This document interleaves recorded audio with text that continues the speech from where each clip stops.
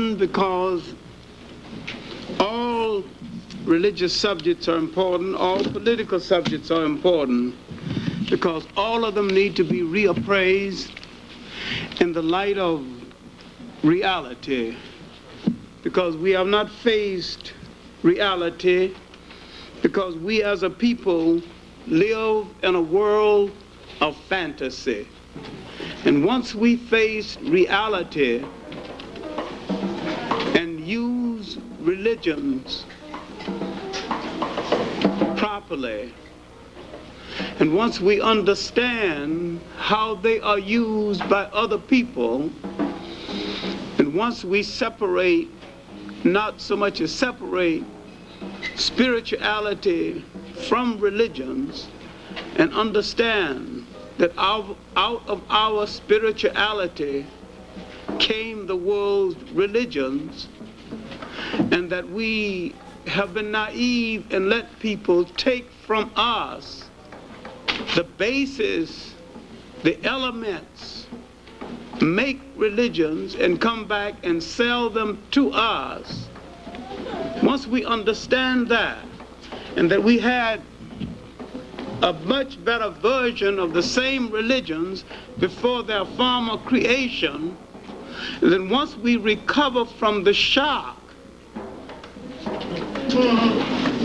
of discovering that we had something better than what was sold to us, rehashed from our elements, then go back and take the great spirituality we had and move with it. And once we understand what we were and where we are, we will understand what we have to be and where we still have to go. We are still thinking minority when we were never a minority. But we are letting minority people fool us into thinking minority. And we are literally being controlled by minorities who endear themselves to other minorities by demonstrating their ability to control us. And they control us by manipulating images through politics, religion, in the mass media. All right, the subject admittedly is dangerous, as religion is a delicate and dangerous subject, and it's even more delicate and dangerous when you're talking to people of African descent, because where religion is concerned, we are a purist people. We are the true believers. We out-pope the Pope and out-Muhammad Muhammad. We believe in things in its purest form, and we actually believe things are exactly what they say they're supposed to be. We have a humanity that actually makes us believe that people believe in democracy, and the inventors of it don't believe in it. And we had democracy before they think they invented it. And when they invent a fake version of it and sell it to us, we accept the fake version and neglect the genuine democracy that we have been living all along. Not only democracy, but humanity. We have had a historical fascination for ideas that come from the outside, and this has been our trap. And we have not studied those people who sell us fake trinkets, fake ideals, fake government forms, and rehash our religions that we invent in the first place. Now, all of the elements that went into the making of Judaism, Christianity, and Islam came out of Africa. And you have to distinguish between the elements in the formal organization of the religions themselves. The religions began to decline when outsiders, foreigners, took over those elements, organized them for their own political purpose, gave them a name, and began to project them to the world for their political purpose. Then the outsider created a religion, but he forgot the African substance, and the African substance was spirituality.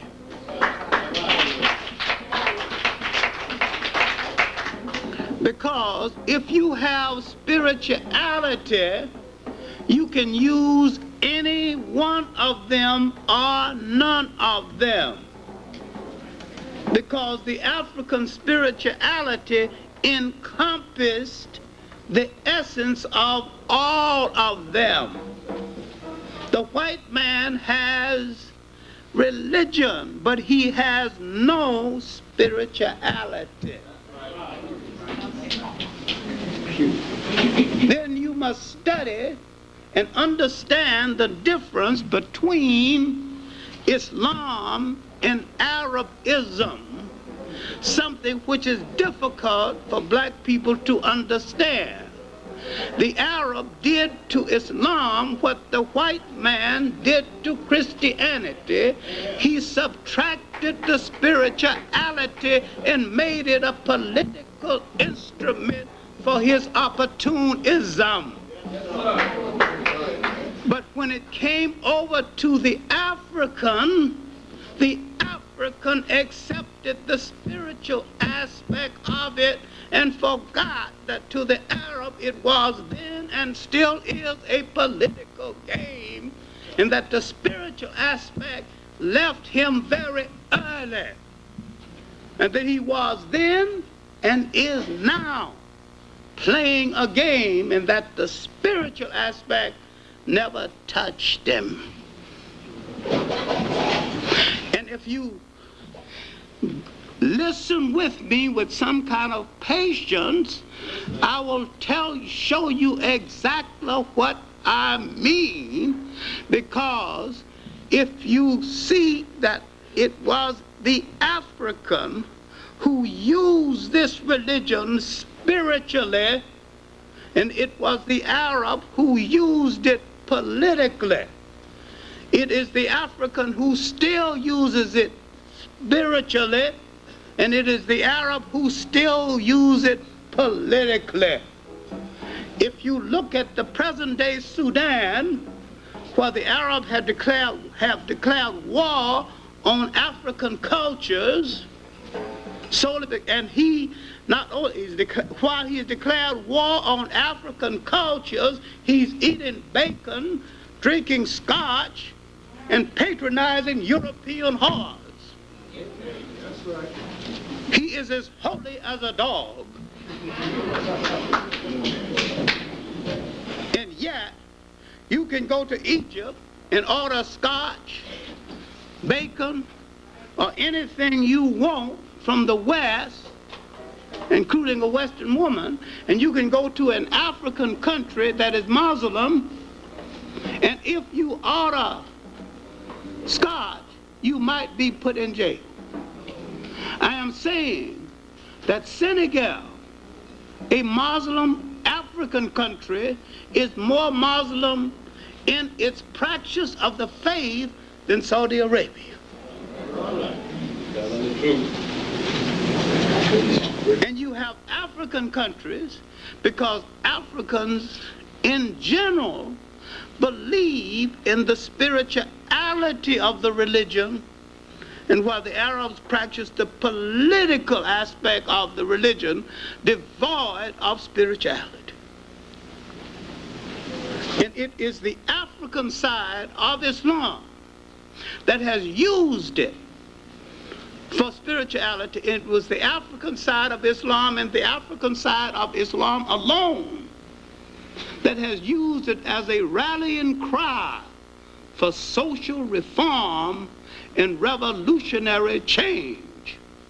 Now, in a speech at the African Poetry Theater a few weeks ago, I asked the audience, could anybody name one Arab who used Islam as a rallying cry for revolutionary change? A Senegalese student rose up and said, Gaddafi, which proved he don't know good what Gaddafi is doing.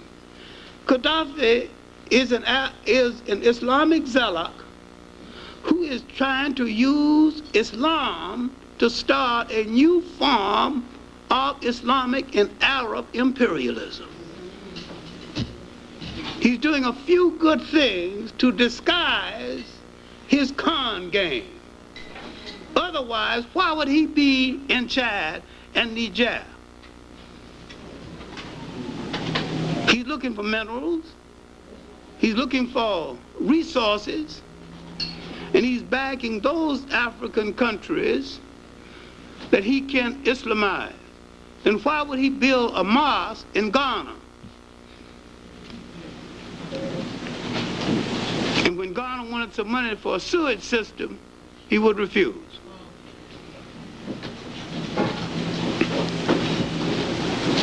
You see the politics, but you don't see the spirit. Now, there's some things he's done that I can admire. I've been in Libya 3 times, and I've talked to him twice. He has a country 2/3 desert. It's almost self-sustained in food. That is to be admired. You've got African countries rich in soil, rich in forests, buying rice from Texas, and they got big rivers running through the country, and all rice needs is water, moisture. All sugarcane needs is moisture. You got them buying sugar from other countries, not making the best use of their own resources. And yet, he has made better use of his resources internally than many countries in Africa that have 10 times more resources. That's a plus for him in taking care of his people. But his external program is a form of Islamic colonialism that the African can't see. The African has got the illusion that there's somebody going to do something for them for nothing. The European and the Arab are similar. Their intention is to come to power and to use the religion as an instrument of power. Now, I believe religions should be instruments of spirituality and moral uplift. And the African obviously believes the same, and that is the way it should be used. But if you name, every time you name an African revolutionary who used Islam as a rallying cry for revolutionary change against colonialism, it is the black side of Islam. Now, I can rattle off all these African revolutionists, and it nearly always became part of that same basic structure. Now, I am not against Islam. I see it as a force in human history that has to be reckoned with, and that at times has commanded respect and can again command world respect. If forced to the wall, and if I have to choose between it and Christianity, I would choose it. I am that disgruntled about Christianity I'm that disgruntled about it because I think both of them have failed their mission to mankind, and there is no excuse for them failing in their mission to mankind. I don't excuse either one of them, as I don't excuse the United States or Russia for failing their promise to mankind. I think they're both two thugs. I'm not equating Christianity and Islam with Russia and the United States. I am saying that these are world forces that made promises, and that these two thugs who met in an icebox recently to reflect their temperament and their character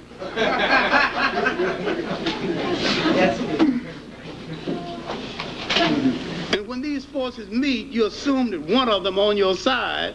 You quite forget that when they meet, they are arguing about which one of them going to rule over you. All right, now, let me stick to my notes because I've got more notes than I've got time anyway. Now, my point is that we were robbed of our original religions so long ago, we have forgotten what those religions were.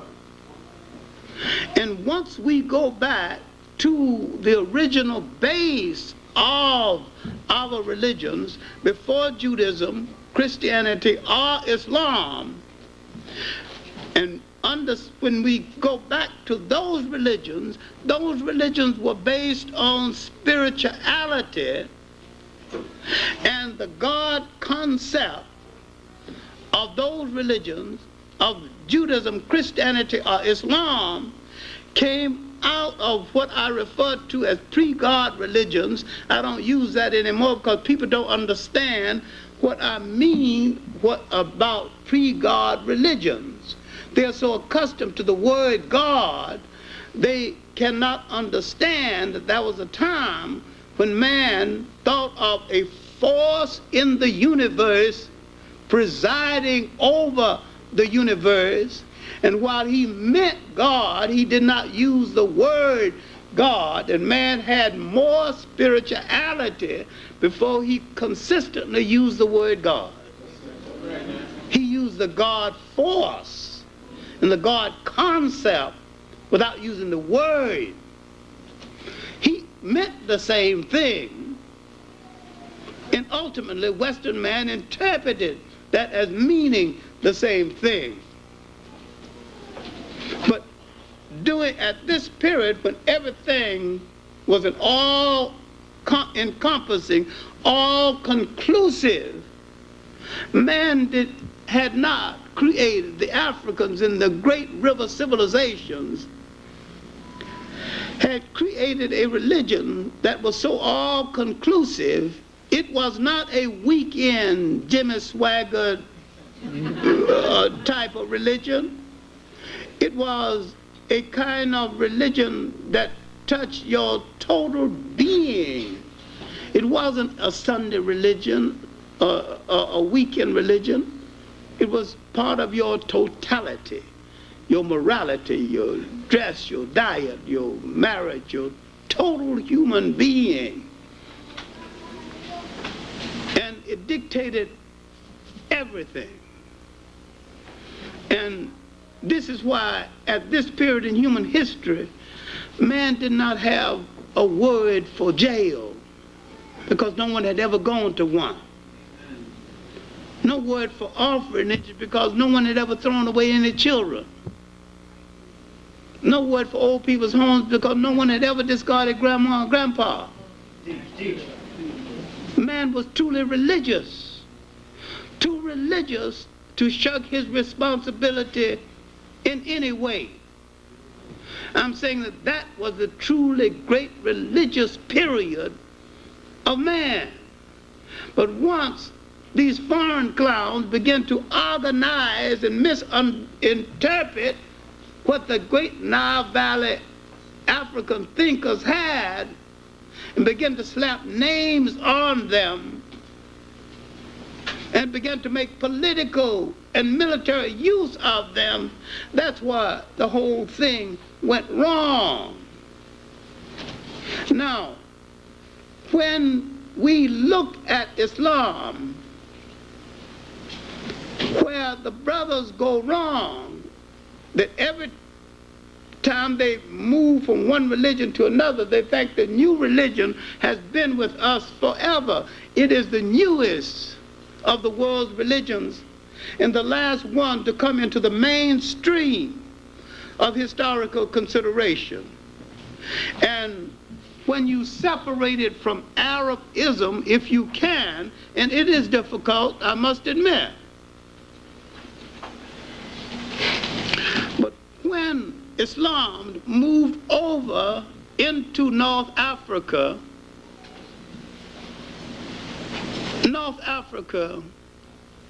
Northeast Africa was a fallen land. It had been raped for 1,000 years. The conquest wasn't much of a conquest. Starting with the Cambyses' invasion 550, and they didn't arrive until 639 A.D. And the Cambyses' invasion was 550 B.C. Over 1,000 years later, they got there, and they had one invader after another: Greeks, Romans. What resistance was left? All the great structure torn down. They were ready for anything when they arrived. They said they're bringing a great civilization. They arrived to feast on the fallen body of a once great culture. All right, now let's go back and pick them up at a period, the infancy of this thing. But let's look at these religions and look at these Nile Valley civilizations. Look at them as the basis of Western religions. And all the time this had happened while Europe was in its darkness.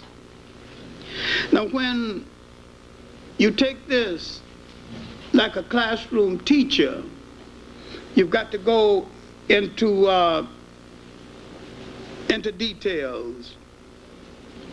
And when you go into these details, you've got to look at the making of the spirituality of Nile Valley people, and to what extent this influenced the people of the Tigris and the Euphrates,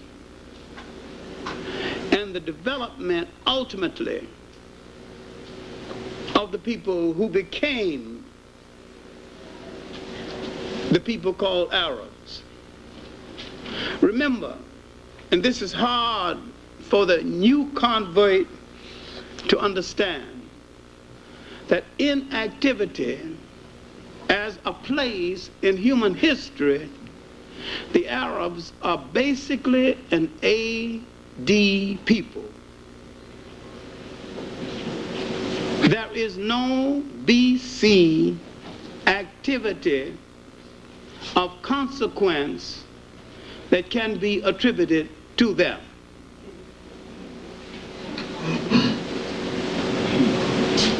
Now, if you want to build a religion around them that has been there forever, and if you want to say, as some brothers have said, God created the first Muslim, his name was Adam, I don't know what you're talking about.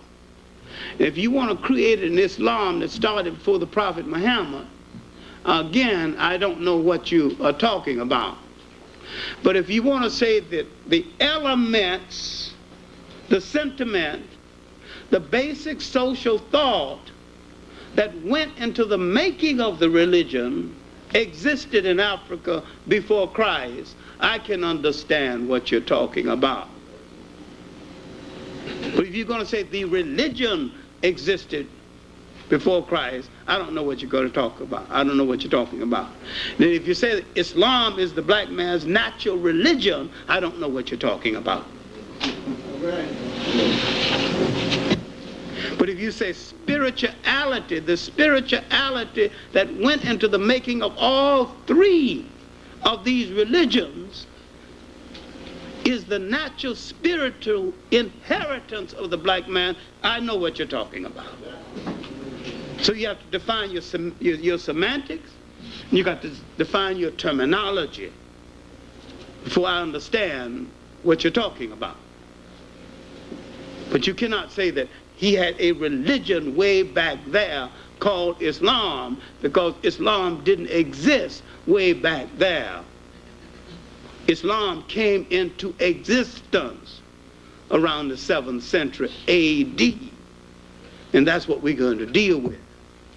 Just for your information.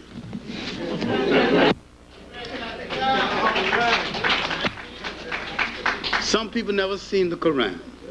This is it, in English and in Arabic.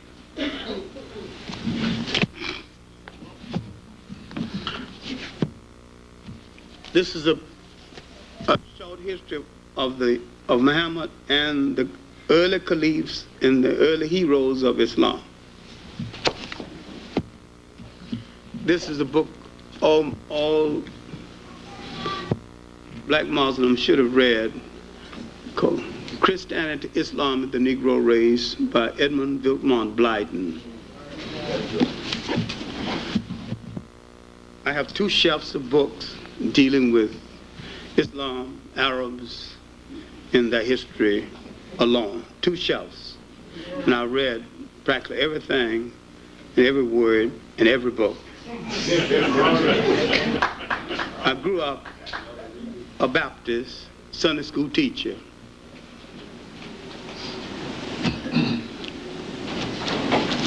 I belong to an African spirituality. I respect all religions when they practice what they preach.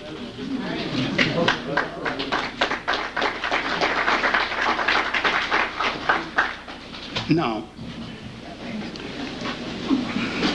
we have to distinguish between what a religion is, what it can be, and what it promises to be. Now let us start with the present, then work back. Let us start with Ella Mazzaroi's series, The Africans. Because this series will and has done a lot of damage, principally because most African people who see the series never read one book on Islam, never read one book on Arab history, and do not plan to do so. And all they have is his word. And they're not going to check him out. He tells you a few good things about Africa, then he is running strictly an Arab Islamic game, and he is running it well. It is a con game. And it is not about African history at all, because he is not telling you African history. He is telling you basically a few tidbits of African history in order to get his Arab Islamic point across, and he is getting it across exceptionally well. And that is what he set out to do. Now, why don't we ask the question? A Jewish journalist fund financed it. Why haven't we asked, who is Ella Mazzaroi? Half African, half Arab. Another question we have to ask: what is the role of the bastards of history? And he's a bastard. The bastards of history under pressure nearly always take sides with their father's side of the family that is in power. Father was an Arab. He is more Arab than the Arabs. He's black when he wants to be black, when it's his convenience. But in this series, this man is more Arab than the Arabs. You have to know some African history to know the game he's playing. But if you don't know African history, you don't know his omissions. You don't know his omissions about Ethiopia. You don't know he's left out Bilal. He left out Zayd bin Harith. If you don't know anything about the Ethiopian period of Islam, when Ethiopia saved Islam, then when you leave it out, you don't know it because you didn't know that there was a period when Ethiopia saved Islam. But if you read the Encyclopedia of Islam, the Encyclopedia of Islam said that Bilal was a slave, Zayd bin Harith was a slave. The Encyclopedia of Islam on this point is wrong. Bilal was a lawyer for that day. Zayd bin Harith was a military man. They were both Ethiopians. Why Ethiopians? Why did his rich wife choose 2 tutors for him, both Ethiopians? Now you got to look at Ethiopian history. Why the fascination for Ethiopia? When the Prophet was born, half of Arabia was an Ethiopian colony. But if you haven't studied black imperialism, you don't know this. There was a time when Africans ruled nations and dominated nations. Well, you never read Baldwin's Prehistoric Nations or Drusilla Dungy Houston's work, recently reissued, on the wonderful world of the Cushite Ethiopians.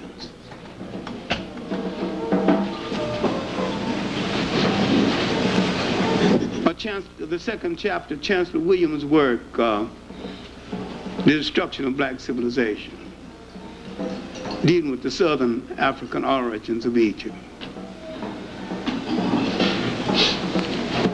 Look how much you have to know. Now, in his 4th stanza, the 4th session, which was really one of the better ones, dealing with exploitation, he dealt with it pretty well. He opens by downgrading the Western slave trade by 12 million people. Du Bois, in the end of the 19th century, said it was from 60 to 100 million people.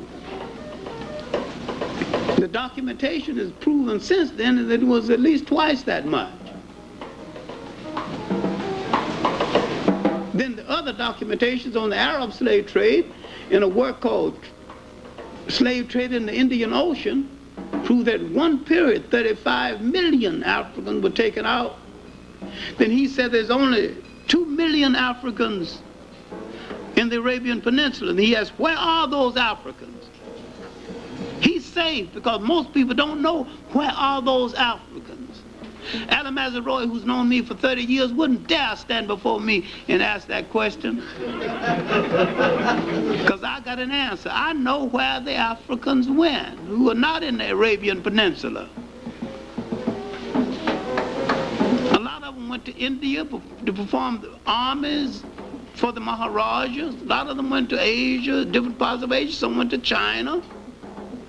And when the Portuguese came around to East Africa, the Arabs formed a partnership with the Portuguese. And the Portuguese and the Arabs got together, the Omani Arabs, and Alan Mazeroy is an Omani Arab. The Omani Arabs established Zanzibar and made Zanzibar the largest slave trading force in the world. And if you look at the magnolia trees at Zanzibar, each tree represents an African who made the mistake of looking at one of the harem women of the Arabs, because if an African looked at one of the harem women, they'd cut his head off and they'd bury his body, and they would plant a magnolia tree over his body. Every magnolia tree at Zanzibar represented an African who made the horrible mistake of looking at one of those women. If you look at Basil Davison's work, A History of East Africa, look in the index and look at the word Mazaroi. You'll find some information on his family. Now, he wouldn't ask me any question, what happened to those Africans? If there's only 2 million in the Arabian Peninsula now. See, he's whitewashing the Arab side of the slave trade. Now, when the meeting was called by UNESCO on slave trade in the Indian Ocean, they invited 50 Arab scholars. Not one showed up. They don't want to deal with it. And the African who is a Muslim don't want to deal with it. And those who are Muslim in this country don't even know about it and don't want to be told about it.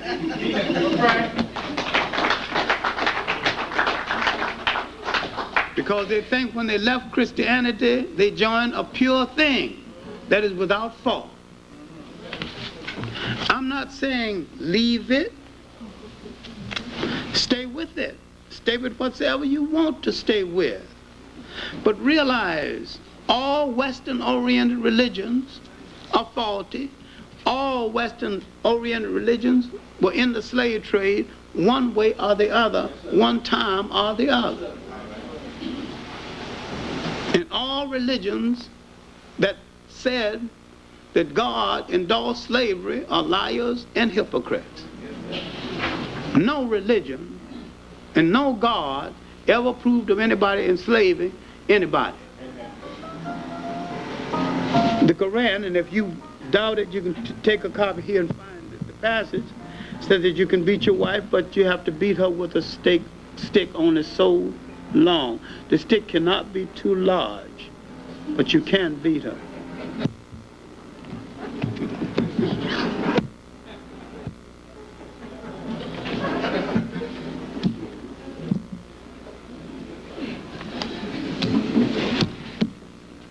Now, when you go back to the laws of Hammurabi, 2000 BC, from Babylonia, now you can see the origin of some of this. It's supposed to be the first civilized law. Hammurabi said that slavery is a good thing, and it's all right to have a slave, but you got to have some humanity about it. You've got to give him a day off.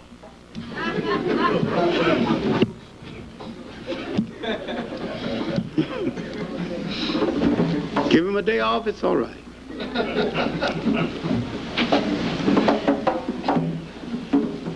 We need to read more of other people's history and more of our history. And if we had read more history, we might understand the damage that the series is doing, and understand also that he is playing the role of a con man. Con man gives you through a few flattering things to get you into the trap before he robs you and makes the robbery looks palatable to you until you wake up and realize that you have been had. I don't know where he's going the rest of the series. I don't even know where he's going tonight.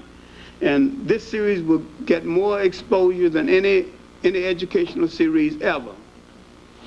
It's on tonight, it'll be on Sunday, and it's on cable sometime during the week. So if you miss it tonight, don't worry, it'll be on Sunday. Why it's getting all this exposure? Somebody wants this message out there. Who wants that particular message out there? Who has the reason? let's study its backers. Why the National Endowment for the Arts, an American, your money was behind it. That's only $650,000. It cost about $5 million. The rest came from the Annenberg Trust. What's their interest in backing an Arab commentator? He wrote the commentators. He wrote the book about it. And yet another series was put on by an Englishman, Basil Davison, 3 times better than that one, and more honest. Because knowing that he was white, every time he came to a critical part of the history, he found an African and put the African historian in front of the camera and let the African explain African history instead of he doing it. And I'm saying that the Englishman did a better job because the Englishman let the African explain instead of explaining himself. But Ali Mazrui is doing all of the explaining. All right. This talk is not about Ali Mazrui, but you have to understand something of what is happening to you. This is an Islamic whitewash. I hope you understand that.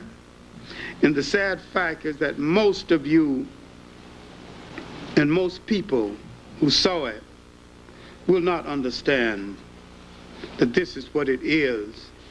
And it is for a larger reason.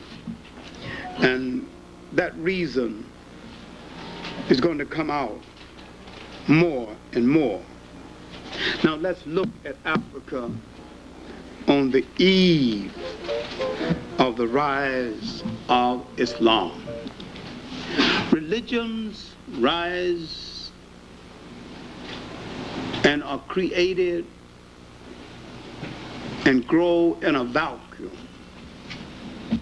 A condition has to be created for religions to rise. What was the vacuum? How did it create? Who created it? What was the condition in Africa and Western Asia, called the Middle East, on the eve of the rise of Islam?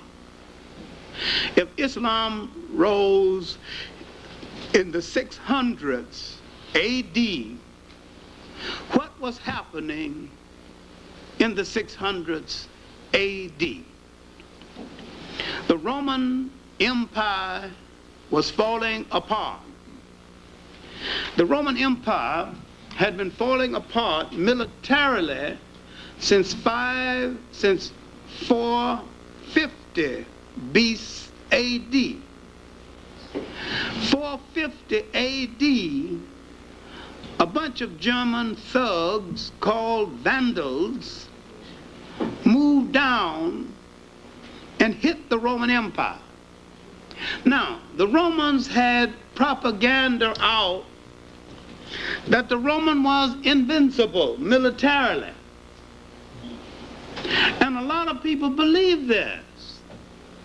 It's just that the Vandals didn't read the propaganda and couldn't read anyway. And they did not know that if you hit a Roman, you're supposed to fall dead. And see, they just went and hit those Romans in such a way that the Romans never recovered. And they added a word to the language: vandalism. Destroy everything. They warred on men because they had a wife and children, because they're too stable. They resented everything. Then they moved over to Spain and started a fight with the Visigoths, the Goths and the Visigoths. But only the people who read Roman propaganda continued to believe the nonsense.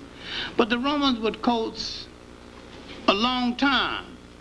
Now, they had already made a mess out of the management of Christianity because now the fight between the Byzantines and the regular Romans continued.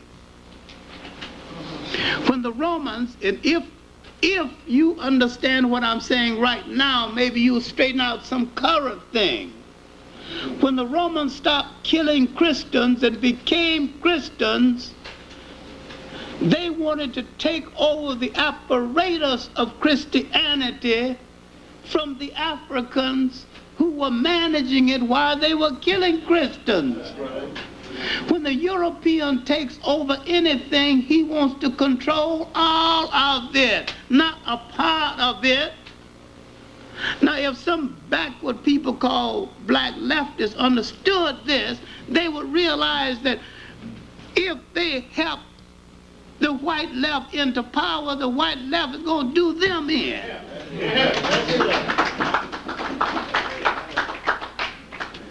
Now, I'm not less of a socialist because I'm saying this, but I'm more of an African nationalist and a Pan-Africanist because I'm saying this. Because I take my socialism from African social living and not from Karl Marx. I take mine straight from the originators of it, who originated it before the first European wore a shoe or lived in a house that had a window. So I know there's nothing new about it. The Africans had it all along. So I go to the original instead of the carbon copies created in Europe. Now, there are a whole lot of Africans today who don't understand that. Now, my point is that once the Romans became Christians, they accepted as a political apparatus, but the spirituality of it eluded them completely. Where are they now in history? The conference at Nicaea has already occurred, several conferences. That's behind a few hundred years now or more. The Romans, out of their weakness, you must separate the political Roman Empire from the Holy Roman Empire. The political Roman Empire is dead. When the political Roman Empire started to weaken, they began to have African emperors, the most colorful being Septimius Severus, and one of the last being Clarke. And Septimius Severus is noted for he was also the governor of England, in addition to being governor, emperor of Rome. All right, he was from the political Holy Roman Empire. Political Roman Empire. Now, the Holy Roman Empire has had, at this point, 3 African popes. Tertullian being a noted one. There were 3. And Tertullian wouldn't be popular today because he's really one of the first to say, "Vanity, vanity, thy name is woman." So the holy sinner, the greatest writer the church has had is behind us now. I mean, St. Augustine. St. Augustine, really, who gave the church its literature, also African, gave it its being, has lived and practically died by now. Bishop of Hippo. He has written far more than the world knows. People know about his City of God and his Confessions. But there was so much of his writing that has not come down to us that is available in texts and in, documents. But he has lived and practically died by this point. At this point. My main point is that the African contribution to the church has been made. And Augustine looks back at what these Europeans have done to Christianity. He said it makes him laugh, especially the conference at Nicaea. These people don't understand Christianity. Now, the fight between Byzantium and roam over the dominance of the church, has literally wrecked the church. And this mismanagement and disenchantment now would cause a camel boy. Now, because you can't read, that doesn't mean you have no wisdom. Most of the people of that period couldn't read. That don't mean they're stupid. To begin to talk to other camel boys. And finally, he began to rise up in his profession, and his uncle began to give him a little leadway. He was working for his uncle, in the trades, the caravan trades between the masters, and and he finally marries a rich widow. This rich widow secures for him 2 Ethiopian tutors that the Encyclopedia of Islam mistakenly called slaves. They're not slaves. And Zayd bin Harith and Bilal. Bilal is the prophet's first convert. And Zayd bin Harith is listed as the third. I'm at a loss to find out who was the second of the African converts. All right. Oh, now, this is the condition.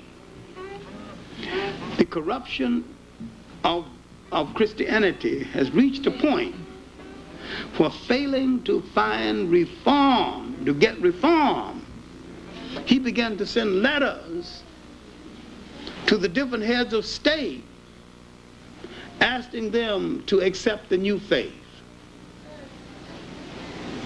And some of them laugh at it. Some of them tear up the letter. The Emperor of China takes it seriously. He doesn't say, oh, so what's the big deal? he erects a mosque. Says, all right. One more religion don't mean nothing to him. He erects a beautiful new mosque in China. Says, all right. I mean, it didn't seem to bother him. He'll accept it. He'll give it a chance. Anybody want to join it? Here's your mosque. Here's a mosque. Yeah. You make no fuss about it. A few accept it, a few didn't. And then he tell me either go to accept the faith or go to pick up your sword because I'm gonna fight you. Now, Bilal accompanies the prophet on his various missions. And he is looking for someone to call the faithful to prayer. Bilal becomes the first of the Muslim to call the faithful to prayer. And he has looked, and he didn't, among the people of Arabia, he don't want to use bells or, Then he comes home one evening. Bilal is his steward and his mace carrier and general all-around man. And he tells Bilal his problems. Then he asks Bilal to see if he can say the call to prayer. And he said, why have I been looking all over Arabia when you have the sweetest voice in all the land? Now Bilal becomes the one to call the faithful to prayer. And he makes out of it a great art form. And even today, if you go to Senegal and listen when the faithful are being called to prayer, the Africans do it, and it is a concert. It is a concert piece. Then go to an Arab country and listen. Almost like a bad bird singing off tone. They can't bring it off to this day. They can't bring off that song. The beauty of that song. There's no God but Allah. Allah is, It's repetitious. But it's the African who can take that repetition and infuse a spiritual beauty into it that you will not find in any other country, any other place in the world. Of course, in Libya, they just record an African voice and play it on record from the play. They get it that way. But Libya seemed to have been the only predominantly Arab country where the 5 prayers are called on time, and where you do see a degree of people moving toward the mosque to say the 5 prayers. In most Arab countries, the traffic keeps on and nobody pays slight attention to it. But in Senegal, a predominantly African country, when it comes time to say one of the 5 prayers, the traffic stops. And you could be going to have a baby, but the traffic stops. And my point is that whether I believe in it or not, it's just so beautiful to see so many black people doing something in unison. Right or wrong is of no significance. No significance. Just see them doing something together. It's a thing of joy. You notice one thing generally, the men and the women are closer together in African countries than in Arab countries. And inasmuch as the Prophet's first public act at a time when, because they are a desert people, when a woman had 2 girls, if the 3rd child was a girl, they either got rid of her or put her to death. Women protested this. He defended their right to keep the children. Now, inasmuch as the Prophet defended their right to keep their children, one wonders why and how over the years systematically Islam became predominantly a male chauvinistic religion. Here you have to separate Islam from Arabism. Maybe it was something about the desert, and maybe it was the belief that a woman needed protection, but very few women rose to high position in the Arab side of the religion. And I can name one woman head of state in the black side of it who not only headed a state but rode in the head of her army and commanded her armies in the field. 1500s, that's Elmina of Nigeria in the state of Zara. I recently recommended that she be included among Budweiser's great queens of Africa.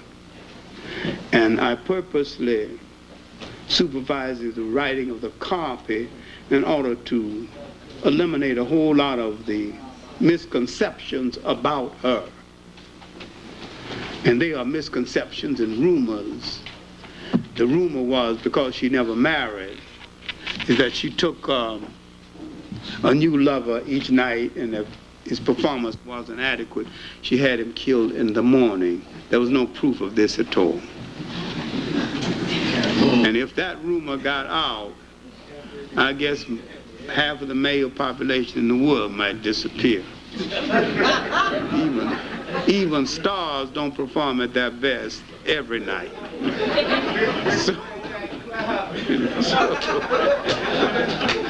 So that wasn't an important thing anyway. The important thing was this strong woman defended northern, it wasn't Nigeria then, it was in the Hausa country. The state of Zara defended her state and built walls of defense that still can be seen in this part of Nigeria, defended her right as a woman without getting into the nonsense about liberation,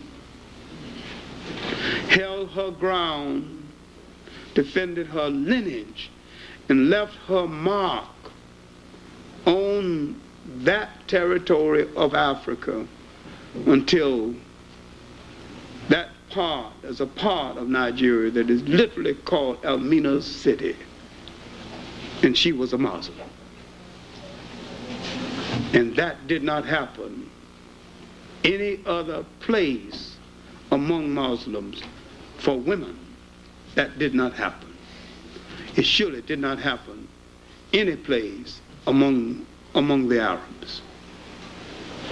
And the revolutionary African, especially revolutionary against colonialism, happened nearly always on that side, on the African side.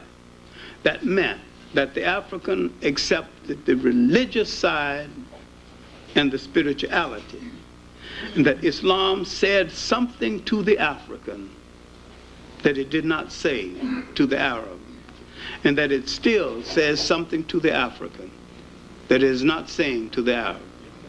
That if Islam is to be rescued and made the great spiritual and moral religion it was intended to be, instead of the political instrument for opportunists, it will be the African who will make it so. He has the capacity to make it so. And this is what we need to look at. Not to ignore the Arab at all, not to ignore the fact that it was from Arabia that the religion came out, swept over into North Africa, and had its rapid growth. All right, now, after this religion barely got underway, the prophet had some difficulty, had to leave Medina, then literally had to fight his way back to Mecca. Bilal was with him all of the time, and so was Zayd bin Harith. Zayd bin Harith was the governor of the Prophet's tribe, the Quraysh, and he was married into the Prophet's family, one of the highest honors possible. And he is hailed as one of the great heroes of Islam in the Encyclopedia of Islam and other literatures of Islam. The literature of Islam writes about the great blacks, but they don't tell you they were black. And what we need to do is to do a little more research in the area of Arabia and the presence of so many Africans at the time. We need also to look at the number of African neglected heroes and Islam and bring them back to fore, bring them back into world consideration, and understand that Islam came into being so fast. It is literally a religion made from a composite religion, and the least original of the world's religions. It had to take something from Christianity, something from Judaism, something from Zoroastrianism, That is nothing that one needs to apologize for. And yet, it came into being at a time. It served a great purpose. And it had to turn to many places for haven and for shelter. On the advice of Zayd bin Harith and Bilal, some of the key followers were sent to Ethiopia for shelter while the trouble in Arabia blew over. The prophet said, go to Ethiopia, go to that land of righteousness where no one is wrong. This is the kind of reputation Ethiopia had among Muslims at the time. It had been a Christian nation for over 300 years. Other people against the move went ahead and told the Ethiopians that these people were thieves. And when the Ethiopian king received them, he said that your message is not much different from the Christian message. And he received them and sheltered them until the difficulty blew over and they went by and strengthened and got the faith well underway. Now, Bilal stayed with the prophet the rest of his life, and when the prophet was dying, he literally appointed Bilal as the next caliph, and he refused it. Now look what would have happened to the faith had Bilal became the next caliph after the prophet. It would have been a different religion altogether. But he refused the honor, but he did not call the prayers except 2 more times. After that, he called the prayers for Umar, the first caliph, and 1 time for a special meeting for the first caliph. And then he either went back to Ethiopia or he died. We know Zayd bin Harith died in a battle against the Byzantines.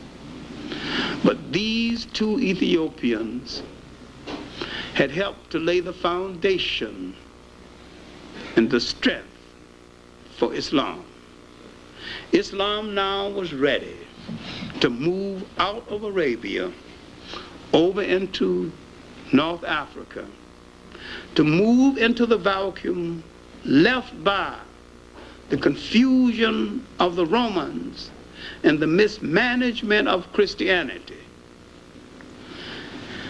North Africa was in such a sad state that the people were ready to welcome almost anything with the wreckage left by the Romans. So there was very little resistance. In a little while, the Muslim armies had swept across most of northern Africa. A little resistance from the Berbers. These are relatives of the Arabs who had arrived much earlier. And this resistance didn't last too long. When this resistance died down, Islam swept into the Western Sudan and began to convert Africans. Now, Islam swept into the Western Sudan. Understand me now, if you can visualize a map of Africa. They went down into West Africa, not the coast, but inland away from the coast. That is called the Western Sudan, skirting the coast. And they converted a group of Africans these Africans became purists. So much purists that these Africans, after 50 years or so, came back into Morocco and told those who converted them, you are not properly observing the faith. I'm purer than you are. Now you have to understand this, because Western Africa, the Western Sudan and Western Africans were converted by Islamized blacks. East Africa was converted by Arabs.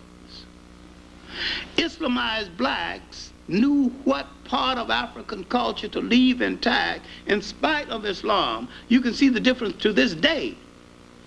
And East Africa, converted by the Arabs, who had no respect for African culture then or now, they destroyed a lot of African culture. They married African women, and after 50 years they had produced enough black-looking Arabs, and ultimately they would use them to go inland where the Arabs were not permitted to go and start the East African slave trade. Over 600 years before the European slave trade. And the Arab is the only aspect, a branch of Islam to use Islam as an aspect of slavery.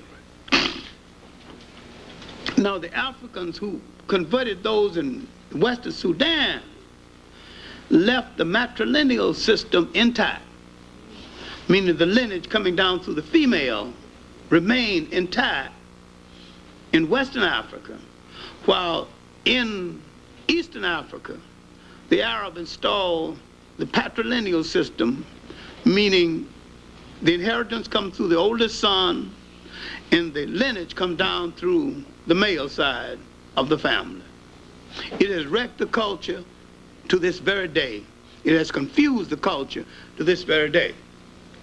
Now, when they arrived in Egypt, they arrived at a culture that had been raped by foreigners for 1,000 years. They had no respect for it or understanding of it then. They have no respect for it or understanding for it now. The Arab traditionally has no respect for non-Arabic culture, and practically none for African culture in other parts of Africa. And this is the basic drawback and the basic difference between Arabs spreading Islam and Africans spreading Islam. African Islam is basically different from Arab Islam. Arab Islam is a form of Arab supremacy and condescension. Just like white Christianity is a form of white condescension. They think they're doing you a favor to let you in their church.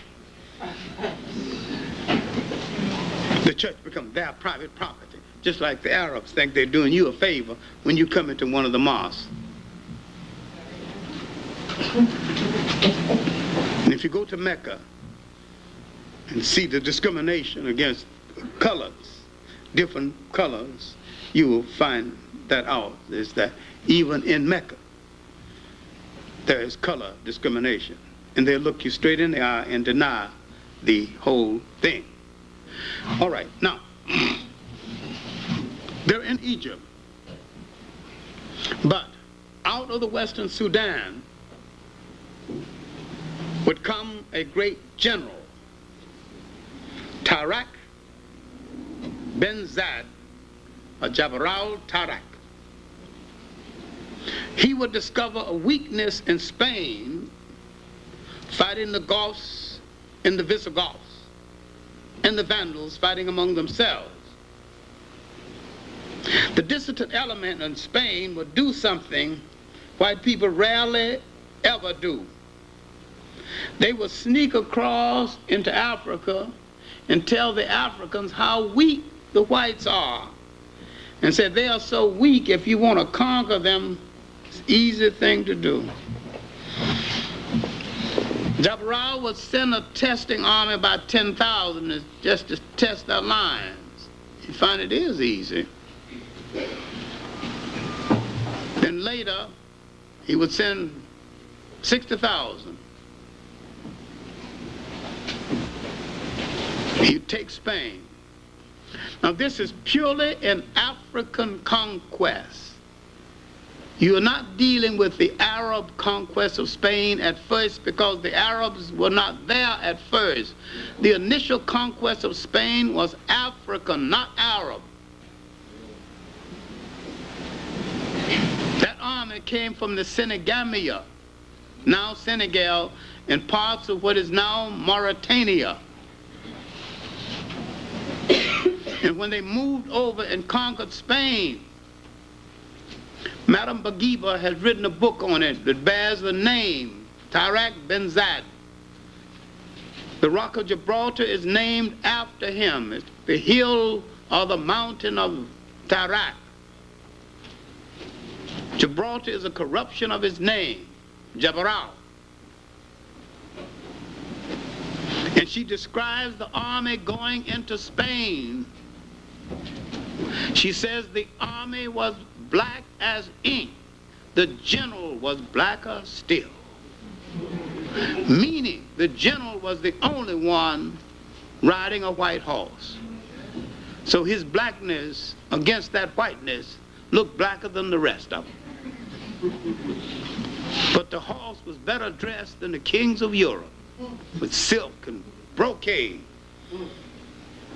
And the women taking off garments and throwing him in front of his horse, waving.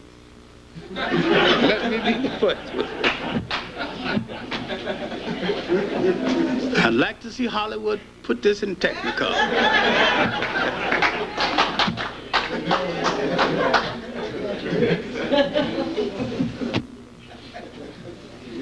Militarily, the Africans took over Spain, and militarily, the Africans held Spain until 1240, while the Arabs did come in. But the military hold on Spain was Africa. Now let's look at the Africans and the Arabs, that combination called Moors in Spain. What did they do? What did the Africans give to Islam? Why do you find a toleration between Christians and Arab, Christians and Muslims in Spain that never existed before ever? It is the African spirituality.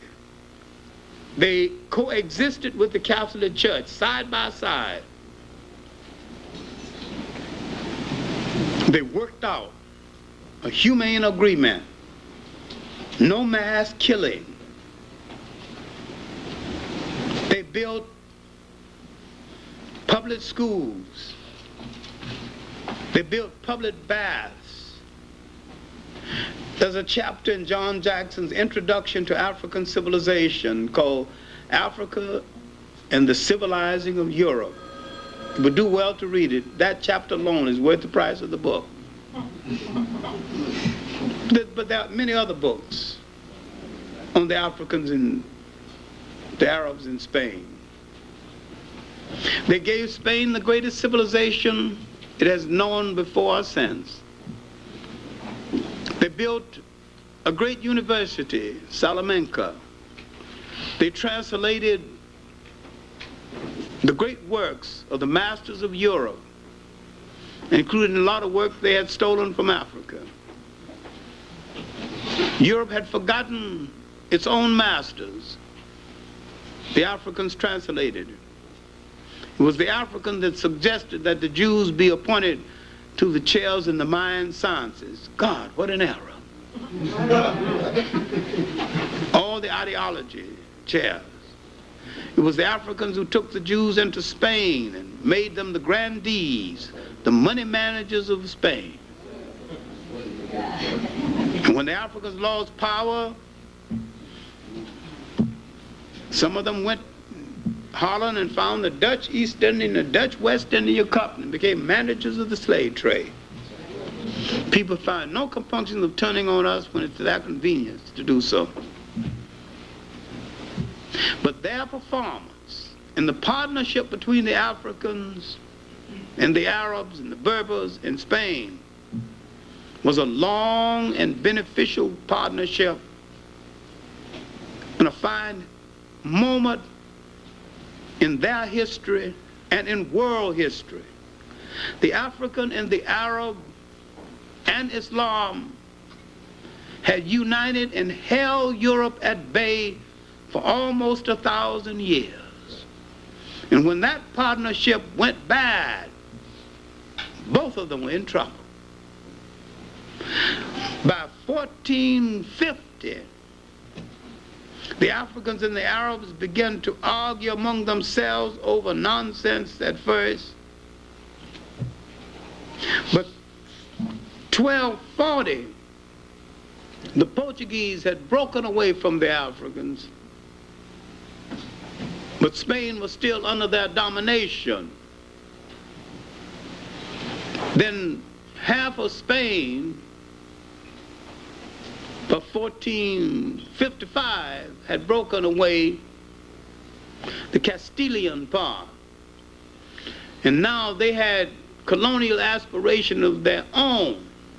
And they went to the Pope to discuss the matter. He was the leading authority of the world where Europe is concerned. Now they wanted a piece of the world. They wanted to start dividing up the world among themselves.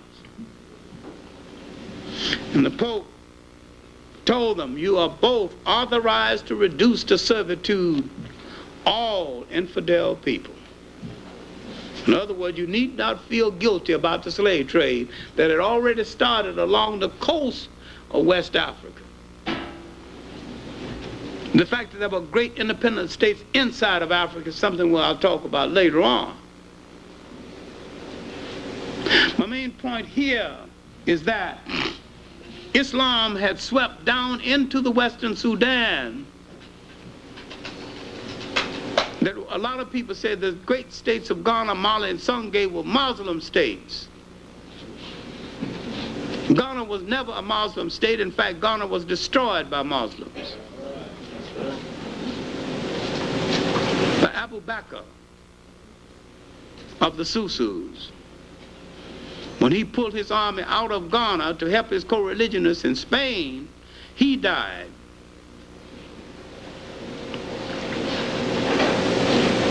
Now, I'll be talking about these other states in more detail in another way. But what I'm concluding with is that the spread of Islam into the Western Sudan had brought a language, a sense of accounting, and a religion that had a fascination for the African. But now, the argument between the Africans and the Arab, spoiling the performance they had, that almost 1,000-year performance that had been good not only for them but good for mankind. They had given North Africa some stability, and they had given the Western Sudan some stability. It came 1492, and the least significant event would be the so-called discovery of the New World. The greatest event in the history of that period would be really the Africans and the Arabs, collectively called Moors, would lose their hold on Spain and be pushed out. Be pushed out of Spain, and they would lose the Mediterranean. They had blocked Europe in the Mediterranean. They had forced Europe out of the Mediterranean, and they had forced Europe into the Middle Ages. Now Europe had discovered longitude and latitude. It had come out of its box. They'd gone back to sea. They had learned some maritime techniques from the school at Salamanca, that the Africans had translated the information from Spain, and they would turn on the very Africans who translated it for them and the very Arabs. The fight between the Africans and the Arabs would facilitate the rise of Europe. Except had the Africans and the Arabs got together at this point in history, fighting over various interpretations of Islam, they could have stopped Europe and stopped the slave trade, but instead of stopping the slave trade, the Arabs went into the slave trade, disgraced Islam, disgraced themselves, and left the African without protection, something which we should never forgive. Right.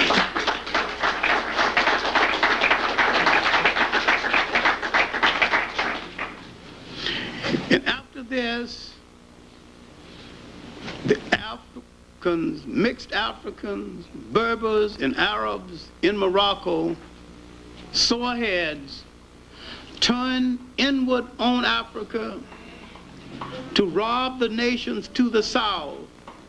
They recruited European mercenaries with modern weapons for that day, and with some guns supplied by Queen Elizabeth I, they invaded the Western Sudan, destroyed the great state of Sangay. In the long night that was to last 500 years had started, and the good that Islam had done was being spoiled. Now you had Muslim against Muslim facilitating the spread of the slave trade inland. I am saying that while this is one of the world's greatest religions, its redemption is going to come from Africans who will rescue it, give it a real meaning, make it a world religion, make it a world force for unity, and give it the sense of tolerance and respect for other cultures and religions that it once had, and integrate it into the concept of African culture and African liberation. Either do this or throw it into the ash can of history. Thank you.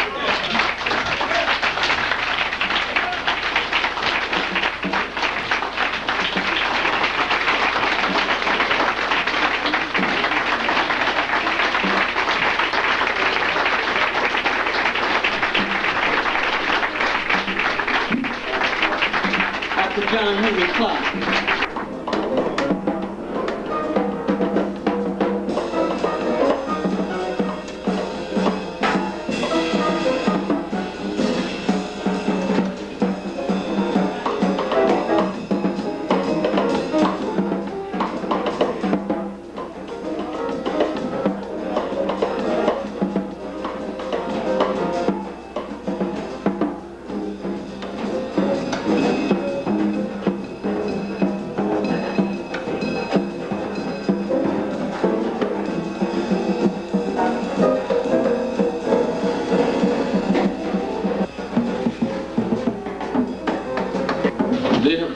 To establish these clinics in which to dispense prescriptions and to supply birth control devices to kids. Now, I have spoken to various people in the Board of Education department. I was there only today. And I sat down with this guy who's the director of public education or something like that. And I asked him to explain the policy, the reasons why, and so forth. And we sat down there for about half an hour. And this man could not give me a rational explanation of it. I mean, he is in charge of the program. and he did not even understand it, and he confessed as much. So it seems to me that what we got here is very clearly an attempt to deal with a very serious issue in a very cosmetic way. And what we're seeing in New York City are cosmetic ways of dealing with problems. Our leaders have no clue as to the solution of problems. Their way of dealing with the drug problem is to have a senator dress up like a drug addict or something like that and buy some stuff in the Upper West Side. The police commissioner's way of dealing is to transfer our cops once every 5 years. Their way of dealing with education of black children is to distribute birth control devices. So these people have seriously run out of ideas. They are intellectually bankrupt. Now, what we're going to do is this. We intend to do something about the problem, because it has nothing to do with the high teenage pregnancy rate of black children. Because it's true that the teenage pregnancy rate is high, but giving them condoms is not going to solve that problem. And we intend to bring a lawsuit, against the Board of Education on several grounds. First of all, that this policy that they're implementing is not very clear and precise. It violates their own standards. And secondly, and more important, that it is a violation of the rights of blacks. It has a discriminatory impact on black folks, since all of the clinics are located in black and Hispanic areas. If it was a great program, don't you think that it would have been in Canarsie and some of those places? When they start locating them just in black areas, I think it's a very good idea that it's not all that great as it's touted to be. So we intend to stop this, this type of action by bringing a lawsuit against them. And it's not only intended to just stop this practice, but intended to force them to come up with serious solutions to the problem of black kids in the community. Because we are convinced that they have no clue as to this solution. And the only thing that is going to force them to do it is to stop this practice and let them seriously rethink about the problems of homelessness, crack, drugs, teenage pregnancies, and so forth. So ladies and gentlemen, we're going to ask each and every one of you, if you can, to be there next Tuesday. Next Wednesday, I'm sorry, at 6 o'clock at the public discussion, when each and every one of you can make a contribution. Because they feel that we have a way of just kind of talking, bad talking, hey man, we don't like this and that. But when it comes to the real showdown, they say that they don't see too many of us there. So let us make our presence felt. It affects us, okay? It affects your kids. And make your presence felt at that Board of Education by being there next Wednesday at 6 p.m. Exactly. 110 Livingston Street. It's on the first floor. First floor, 110 Livingston Street. And just to reiterate and to bring some of you up to date, I don't know if it was mentioned, how well it was mentioned, but are we all aware of Mr. Mickens' situation over at Boys and Girls High? All right, he's the principal over at Boys and Girls High. And a few days ago, he was walking down the hallway and he saw some of the young brothers with condoms blowing them up like balloons. And so he asked them, so where'd you get that from? They said, well, we got it from the health clinic. So he went to the health clinic and he said, you know, to stop distributing any more contraceptives until they can discern this program and evaluate it and find out what it's all about. And Robert Wagner, who's the president of the Board of Education, said he's going to make Frank Mickens an example by punishing him. Now, how they're going to do that, they have not explained yet, but they have targeted the brother. And what we want to do, part of what we want to do, is to say to the Board of Education, you're not going to touch this brother. All right? You're not going to let him touch this brother, because he also stated that one of the reasons why he was doing that was because the parents in his particular school were on his side, and they were encouraging him to take a stand, and that he was going to meet the needs of his constituency. So we have a brother who is courageous, a brother who is responsive to the people that he is accountable to. And we don't have too many of those type of brothers and sisters around. And when we find a brother like that, a diamond amongst us like that, we need to give him. Clarke, who did you say made up the Vandals, the people that you call the Vandals? They were Germans. Germans? They were what became Germans. They were Teutonic people, and they came out of what later became Germany. And their descendants can be seen in North Africa today. You occasionally in North Africa you see a jet black person, tall, with blue eyes, descendants of the Vandals.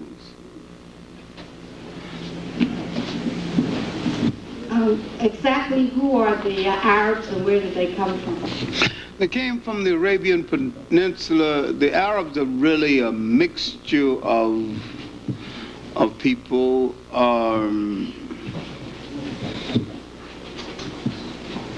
They really, if you want to take the biblical explanation, they're supposed to be descendants of Hagar's children, the descendants of the...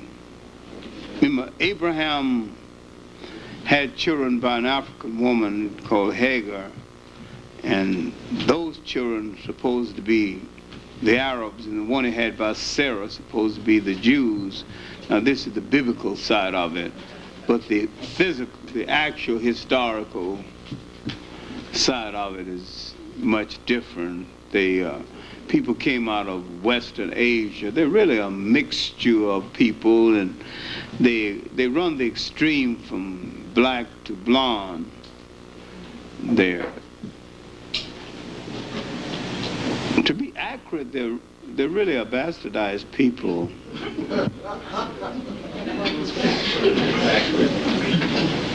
Is it true that non-brown-eyed people are less intelligent than brown-eyed people?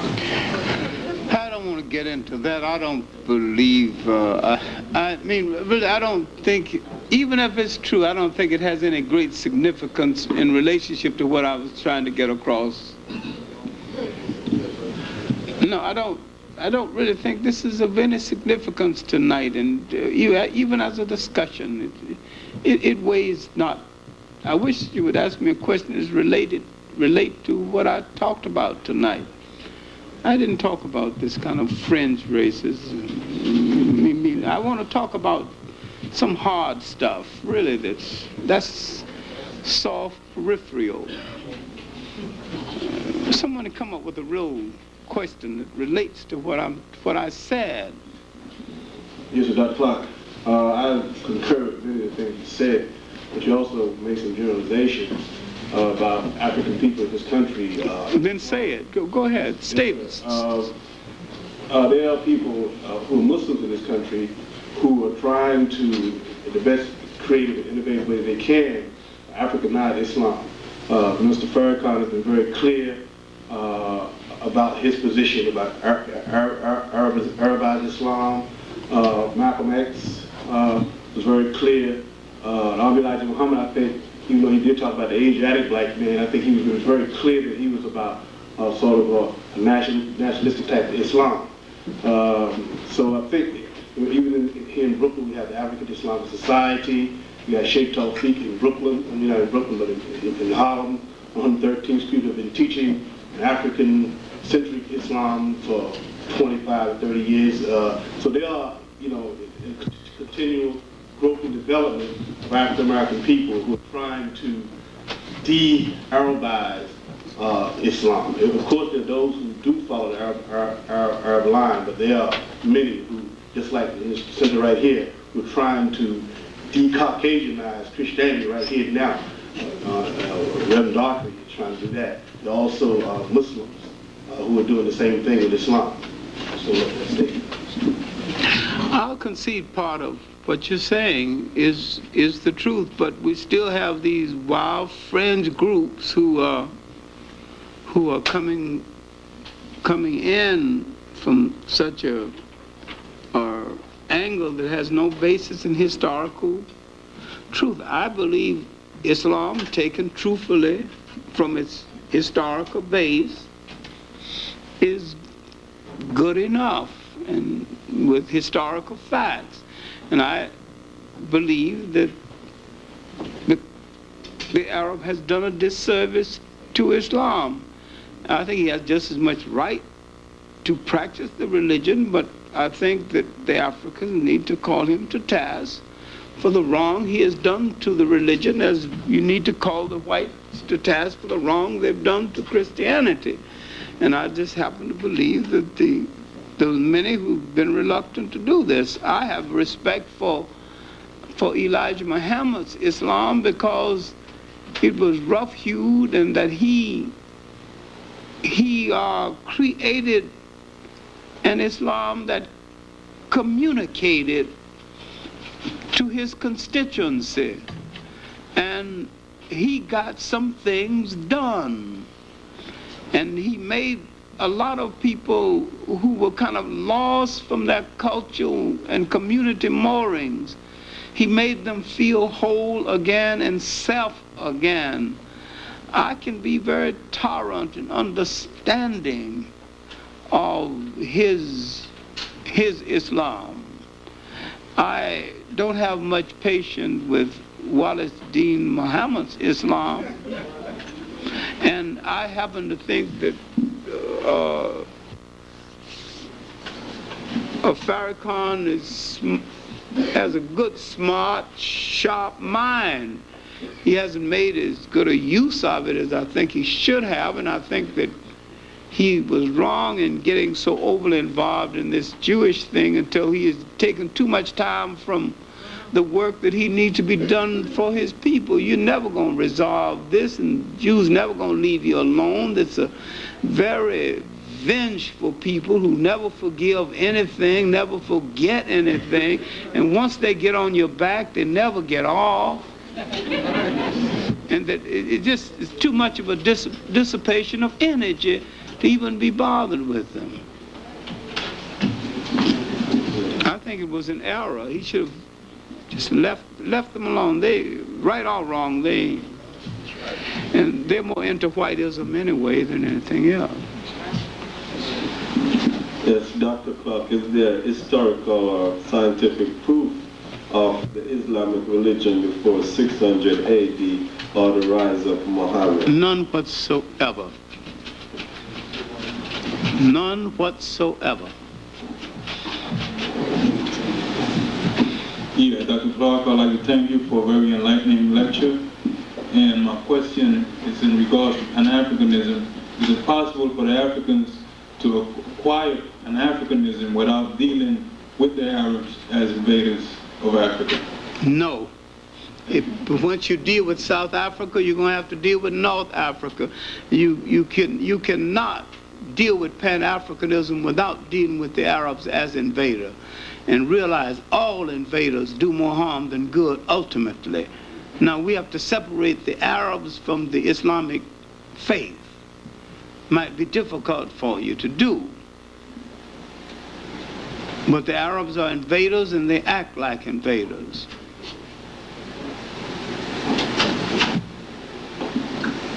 Okay, I want to...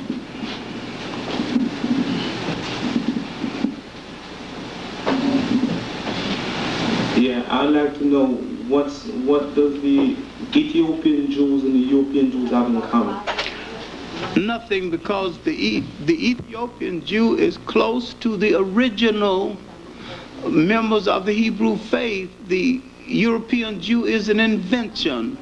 The European Jew has no relationship to the biblical Jew at all.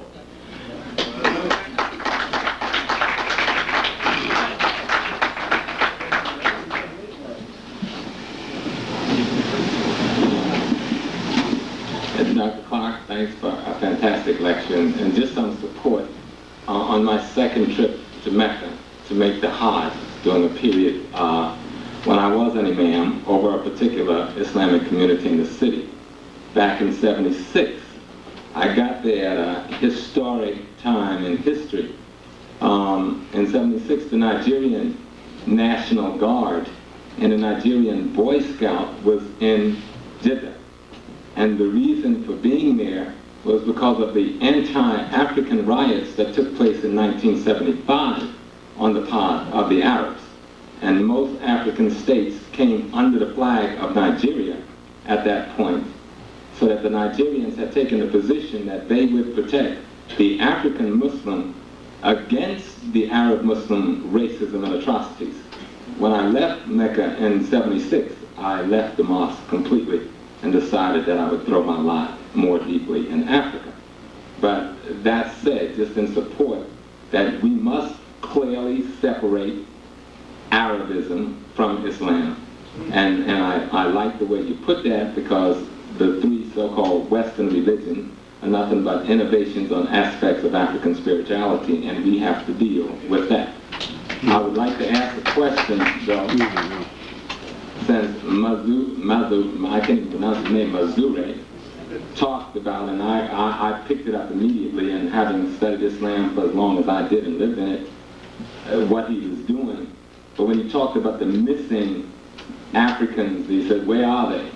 You know, very few people know, and if you can elaborate some on the word Zanji, you know, they write about us in their history and they use words other than words we are familiar with. And there's some literature around the rebellion of the Zanj. And could you tell us some about the enslavement of the African and the saltpeter mines of the Persian Gulf and that region by the hundreds of thousands, and some of the rebellions that took place, like the one under Muhammad Ahmed that almost toppled the Umayyad and the Abbasid Empire?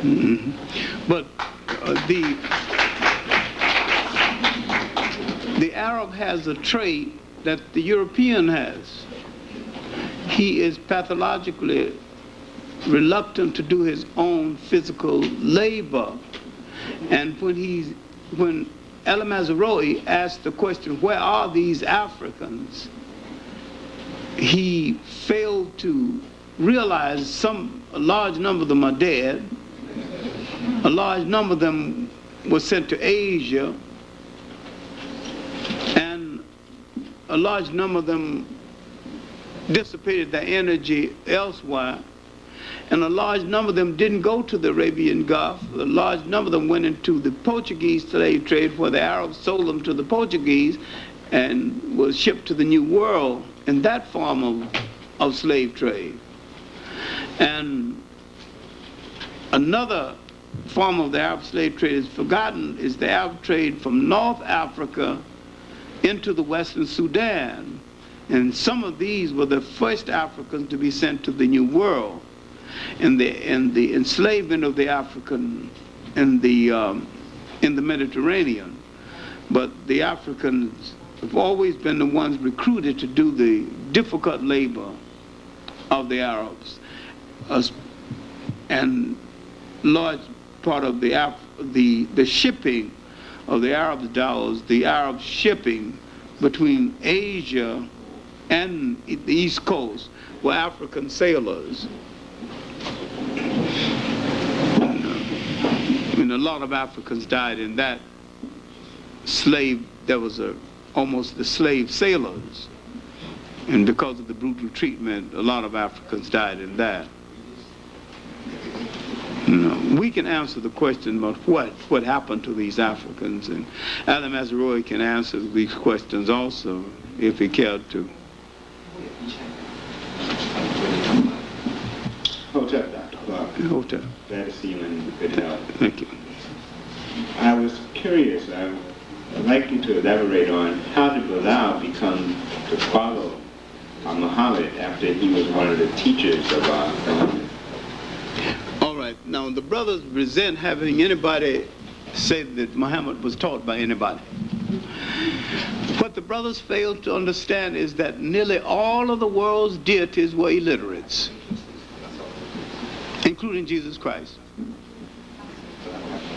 Buddha was an exception. He came from the middle class, but even he took off his robes and became a beggar, and they were hired as tutors. As it was the fashion of the day when there was no schools, you would hire teachers to teach you. And his wealthy wife secured these 2 Ethiopians, and their job was not only to be his steward and to follow him around and do his basic jobs, but to give basic teachings. No, the question is, how did he become? But that was what he was hired to do. This, they were working for other houses, and she bought the contract, just like you buy a baseball player's contract from another team. So if they were slaves, then all baseball players are slaves.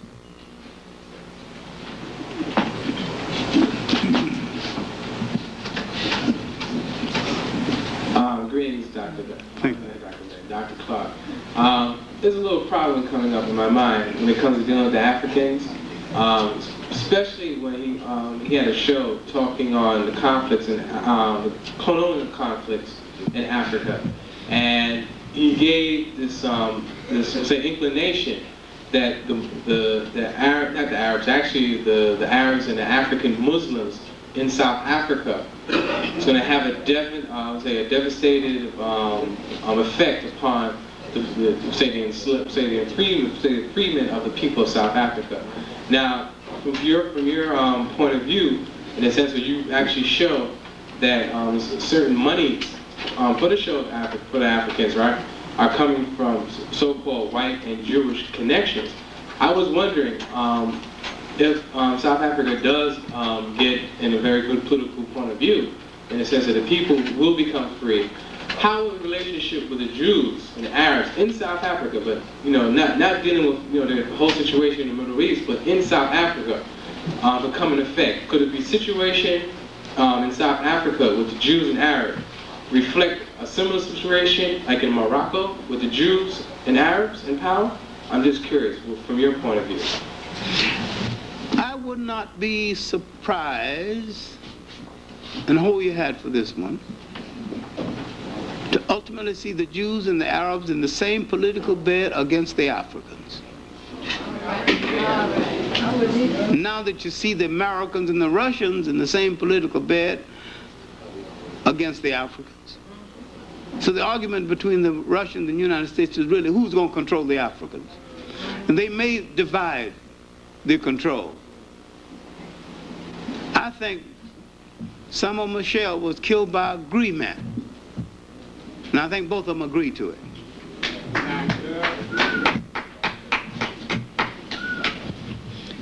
And why wasn't there a black pilot? If you had to have a pilot, why didn't you have a black one? You mean to tell me, with all the millions of us in the world, we can't produce a pilot? Yeah, the Ethiopians, the best pilots in the world. And all of them are not flying planes for Ethiopia. Good evening, Dr. Clarke. Yeah. Would it be an overstatement to say that Bilal was the major theological architect behind Islam, that he was the one that actually formulated all the doctrines and Muhammad merely proclaimed them? I wouldn't say all, but I would say he was one of the great influences behind the formation of Islam. I wouldn't say all.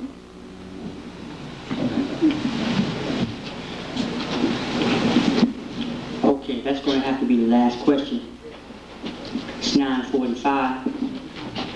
And I'm sure you want to get home, and we want to thank Dr. Clarke again, right? Thank you.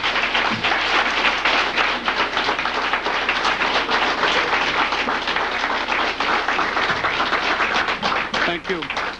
Now, for those of you that want to continue to hear him, he will be back here again next week, Thursday.